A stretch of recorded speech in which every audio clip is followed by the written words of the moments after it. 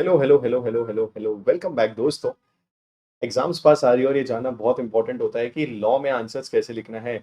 I have a student, she scored 91 marks in law, मतलब grace and all marks मिला के इसके result में 91 आए थे। वैसे यहाँ पे 81.5 है, ये भी कम नहीं है। ग्रेस मिला के 91 आए थे।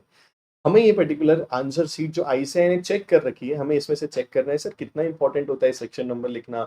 सर हमें ड्राफ्टिंग कैसी करनी चाहिए, सर स्पेस कैसी छोड़नी चाहिए, सर लॉ के आंसर्स लिखते समय क्या क्या चीजें दिमाग में रखनी चाहिए।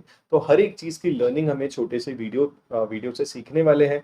चैनल पे नए हो तो सब्सक्राइब जरूर कर लेना। भाई को सपोर्ट करने के लिए मिलते हैं नेक्स्ट सेशन में और ही अमेजिंग चीजों के साथ, ठीक है। चलो पहले इधर हम लोग देखते हैं कि इसने बच्चे ने कैसा स्कोर किया। पहली लर्निंग मैंने आपको स्टार्टिंग के पहले क्वेश्चन में दिखाता हूँ, ठीक है जी। इस बच्चे को इस क्वेश्चन में ये वाले 4A में 6 में से 6 मार्क्स मिला है, ठीक है। अच्छा सर सेक्शन नंबर तो लिखा ही होगा, नो सेक्शन नंबर। क्या लिखा है? As per the provision of Indian contract act. तो पहला लर्निंग क्या होता है?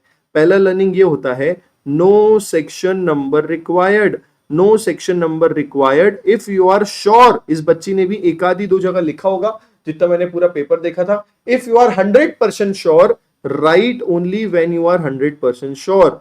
Right only when you are 100% sure तो ही लिखना है, अदरवाइज लिखने की जरूरत नहीं है। इंस्टीट्यूट मार्क्स देता है जैसे इस बच्चे को दिया है, ठीक है। अच्छा पहले लिख दिया, फिर प्रोविजंस पे उसने यहाँ पे लिख दिया पहले बेलमेंट का प्रोविजन। और हमेशा जैसे मैंने कहता हूं, आप मानते नहीं हो तो यहाँ देख लो, कीवर्ड को अंडरलाइन किया, ये दोनों कीवर्ड को उसने अंडरलाइन कर दिया। फिर क्योंकि एक स्टेटमेंट यहाँ पे हो गया तो एक लाइनर। सेकंड हमारी क्या है? Line spacing. वन लाइन आपको छोड़नी है आफ्टर न्यू पॉइंट।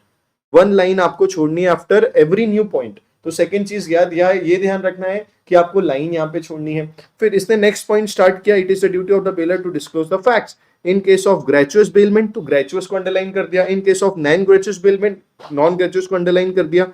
यहाँ पे भी लाइन छोड़ा है, यहाँ पे भी लाइन छोड़ा है, ठीक है जी। अब इसके अंदर भी जो की चीज थी अंडरलाइन किया है। आप सोचो अगर मैं चेक करूं और मैं पेपर चेक कर रहा हूं तो मुझे दिख गया अच्छा ये ड्राफ्टिंग है, बेलमेंट का प्रोविजन लिखा है, टिक आ गया।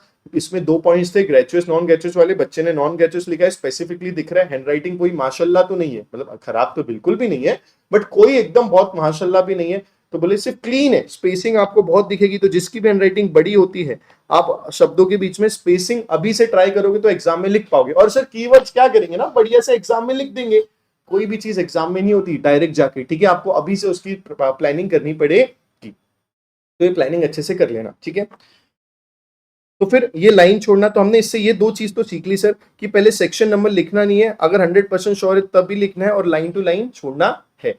फॉर्मेट क्या यूज किया बच्ची ने? पहले लिखा प्रोविजन, प्रोविजन लिखा, पूरा प्रोविजन यहाँ पे लिखा। नेक्स्ट फिर लिखा एनालिसिस, नेक्स्ट फॉर्मेट लिखा एनालिसिस, और नीचे लिखा यहाँ कंक्लूजन। सब में लाइन स्पेसिंग है, आप देखो सब में लाइन स्पेसिंग है।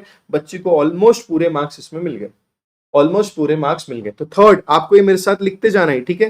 पहली आप एक ब्लैंक पेपर में लिखते जाओ, no section required, right if you are 100% sure. फिर लाइनें छोड़नी है।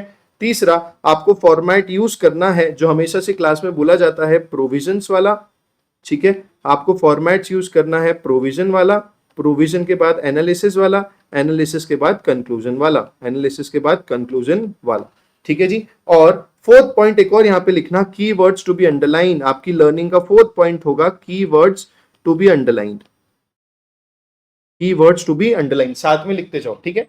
ये था केस स्टडी बेस्ड क्वेश्चन, ठीक है। अब मैं एक और क्वेश्चन में जाता हूं, आपको विश्वास नहीं हो रहा, ये देखो, as per the provision of the negotiable instrument act. खत्म, और कुछ लिखा ही नहीं।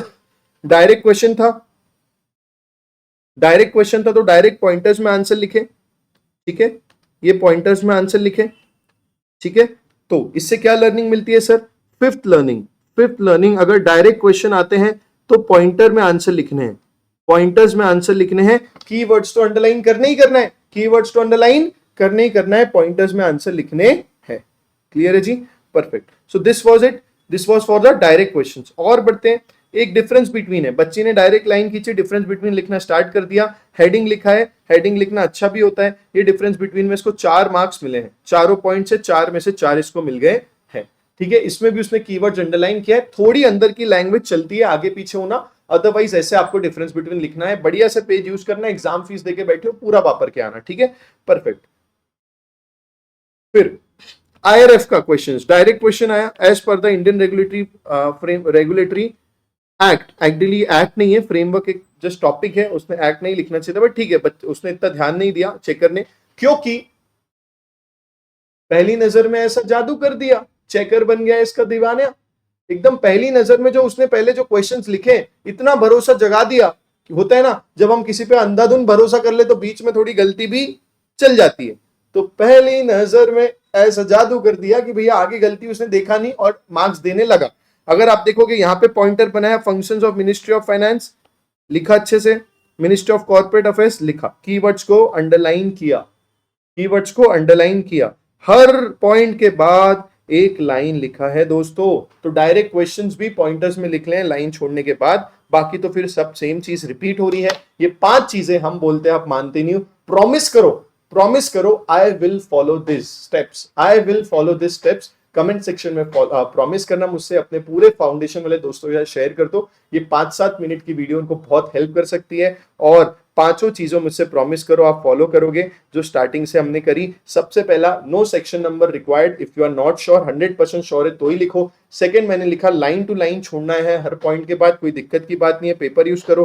थर्ड, हमने लिखा कि आपको provision, analysis, conclusion, case study based question में ऐसा फॉलो करना चाहिए। फिर हमने लिखा कि कीवर्ड्स आपको अंडरलाइन करनी चाहिए, जैसे ही बच्ची ने पेपर में किया है। फिफ्थ में लिखा कि डायरेक्ट क्वेश्चन आ रहा है तो उसको पॉइंटर्स में लिखना चाहिए। This is a proof that if you follow this steps everything will work in your favour, और आपको प्रेजेंटेशन में कभी दिक्कत आएगी नहीं लॉ में।